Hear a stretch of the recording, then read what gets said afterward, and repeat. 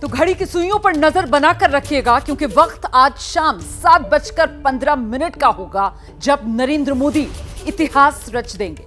नरेंद्र मोदी लगातार तीसरी बार फिर देश के प्रधानमंत्री पद की शपथ लेंगे और शुरू हो जाएगी मोदी सरकार 3.0। पीएम मोदी से पहले सिर्फ देश के पहले प्रधानमंत्री पंडित जवाहरलाल नेहरू ही लगातार 3 बार प्रधानमंत्री रह चुके हैं। पीएम मोदी के शपथ ग्रहण की तैयारियां पूरी हो चुकी हैं। मंत्रियों के नाम फाइनल हो गए।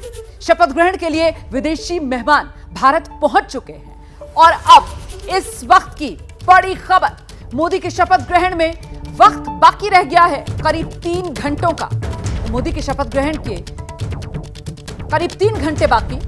मोदी 3.0 में 65 मंत्री होंगे, सूत्रों के हवाले से यह खबर आ रही है। सबसे ज्यादा मंत्री बिहार से बनाए जाएंगे, क्योंकि बिहार में सहयोगी दल ज्यादा हैं। ऐसे में चाहे जेडीयू हो, चाहे चिराग पासवान की पार्टी हो या फिर जीतन राम मांझी हो, इन सहयोगियों के साथ साथ बीजेपी के अपने सांसद भी, तो कुल 8 मंत्री बिहार के कोटे से शपथ लेंगे। इसके अलावा जो और अन्य साथी दलों के नेता हैं, जिसमें जयंत चौधरी से लेकर अनुप्रिया पटेल तक का नाम सामने है, वो शपथ लेंगी। पवन कल्याण, एचडी कुमारस्वामी का नाम भी सामने आ रहा है। एचडी कुमारस्वामी शपथ लेंगे, ये तस्वीर साफ हो गई है। शिवसेना की अगर बात की जाए तो शिवसेना से प्रताप राव जाधव मंत्री बनाए जाएंगे। चिराग पासवान और जीतन राम मांझी का मैं पहले ही जिक्र कर चुकी हूं। चिराग पासवान, जिनकी पार्टी ने 100% स्ट्राइक रेट हासिल किया, 5 सांसद 5 के 5 जीत गए। और वहीं जीतन राम मांझी अपनी पार्टी के इकलौते उम्मीदवार, और उन्होंने भी इस बार गया से जीत हासिल की।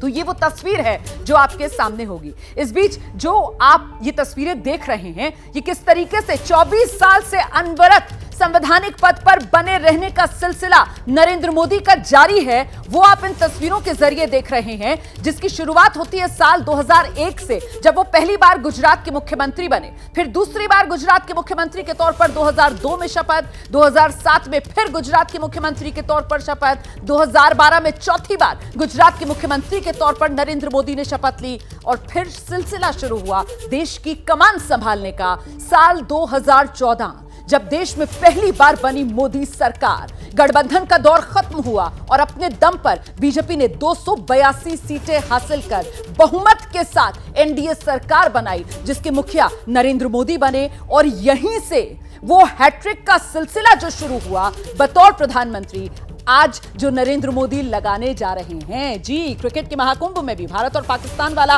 रोमांचक मुकाबला, इसीलिए कहीं ना कहीं वो क्रिकेट वाली शब्दावली और हैट्रिक वाली बात जो है वो यहां पर कहना बनती है, क्योंकि 2014, फिर 2019 और अब 2024 लगातार तीसरी बार नरेंद्र मोदी आज जब प्रधानमंत्री पद की शपथ लेंगे तो इतिहास बड़ा रचा जाएगा। सीधे आपको लेकर चलते हैं, हमारे साथ हमारे सहयोगी नीरज पांडे इस वक्त मौजूद हैं और जरा जानते हैं नीरज से क्या तैयारियां और क्या जानकारी इस समय सामने आ रही है। नीरज, क्योंकि इतिहास रचने की कगार पर खड़े हुए हैं नरेंद्र मोदी। नीरज पांडे।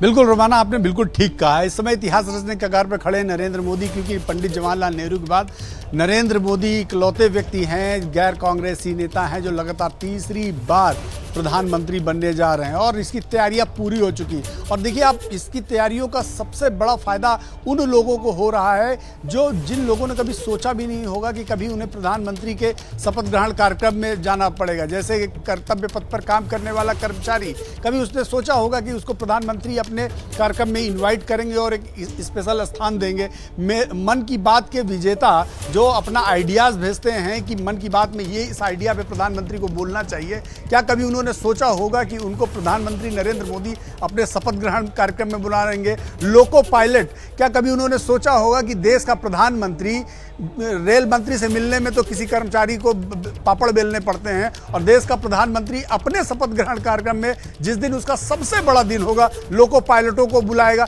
ऐसे कितने लोग हैं जो इस देश की डेवलपमेंट, इस देश के विकास में जिनका डायरेक्टली योगदान है, उन सब को प्रधानमंत्री नरेंद्र मोदी ने बारी बारी से बुलाया है। यही नहीं, पत्रकार, संपादक, सेलिब्रिटीज, समाज सेवी, बहुत सारे लोगों को इस अवसर पर प्रधानमंत्री ने इनवाइट किया है। और यही जो बातें आप बता रहे हैं ना, यही खास बनाता है इस ऐतिहासिक शपथ ग्रहण समारोह को, क्योंकि जिस तरीके से जो कर्तव्य योगी हैं, जो कर्म योगी हैं, उनको पूरा सम्मान दिया जाएगा इस भव्य समारोह में।